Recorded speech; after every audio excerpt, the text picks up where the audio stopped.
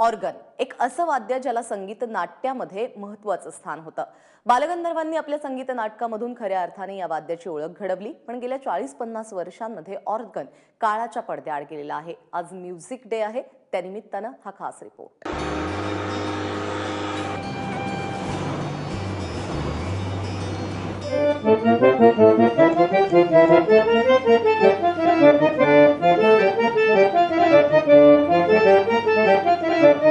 हा जादुई स्वर आपल्याला भूतकाळात घेऊन जातो।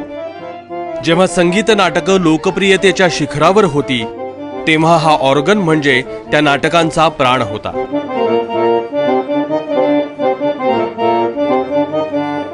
पण काळ सरला तसे ऑर्गनचे स्वर विस्मृतीत गेले, पण त्याच स्वरांना बाळ दातेंनी पुन्हा नवसंजीवनी दिली।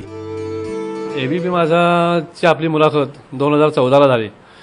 त्याच्यानंतर त्या मुलाखतीची क्लिप फेसबुकला पोस्ट केल्यामुळे किंवा एबीपीच्या यूट्यूबला पोस्ट असल्यामुळे ती अमेरिकेतले माझे मित्रमैत्रिणी वगैरे आहेत किंवा आदित्यच्या रिलेशनमधले आहेत लोक, त्यांनी बघितले नाही, त्याचे फॅन्स आहेत अमेरिकेत भरपूर। आणि काही अमेरिकन माणसांनी पण हे ऑर्गनसारखं वाद्य दिसते आणि हे काहीतरी इंडियातले असं काहीतरी होतं याच्याबद्दल, अशी तिकडच्या लोकांमध्ये क्युरिओसिटी निर्माण झाली। आणि मग तिथल्या लोकल मराठी माणसांकडून ती क्लिप ट्रान्सफर करून म्हणजे ट्रान्सलेट करून त्यांना समजलं की इंडियामध्ये ऑर्गन प्रोडक्शन होतंय नवीन। ऑर्गनच्या निर्मितीसाठी लागले नसतील त्याहूनही अधिक कष्ट बाळ दाते यांनी घेतले।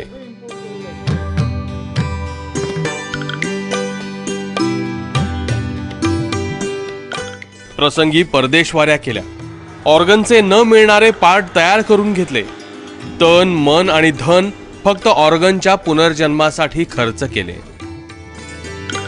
एसटी ऑर्गन कंपनी ही जगातली लार्जेस्ट ऑर्गन मॅन्युफॅक्चरिंग कंपनी होती। त्यांनी 5 लाख ऑर्गन बनवले साधारण। तर त्या नेड फोनिक्सची माझी ओळख करून दिली डेव्हिडने, आणि नेड फोनिक्सने मला एक 4 A4 साईजचा मेल पाठवलेला आहे। तर त्याने असं म्हटलं की 30 वर्षापूर्वी मी रीड्स मॅन्युफॅक्चरिंगमध्ये लक्ष घातलं होतं, त्याच्याबद्दलचा सगळा टेक्निकल डाटा मी जमा केलेला होता, पण माझ्या काही अडचणीमुळे मला ते पुढे नेता आलं नाही।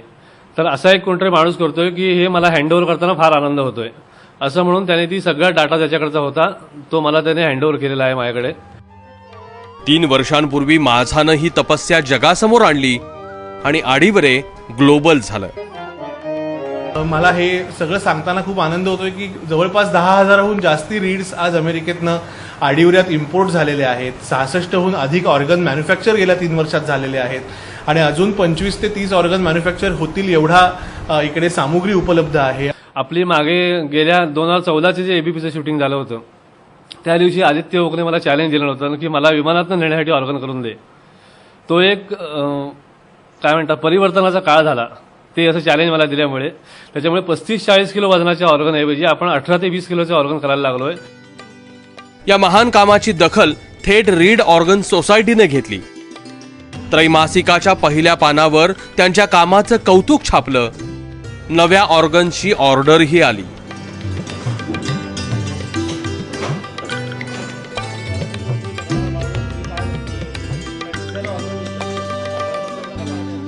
रत्नागिरीतल्या नारळा पोफळीच्या बागांमध्ये सुरू असलेल्या या संगीत साधनेला जागतिक संगीत दिनी मानाचा मुजरा।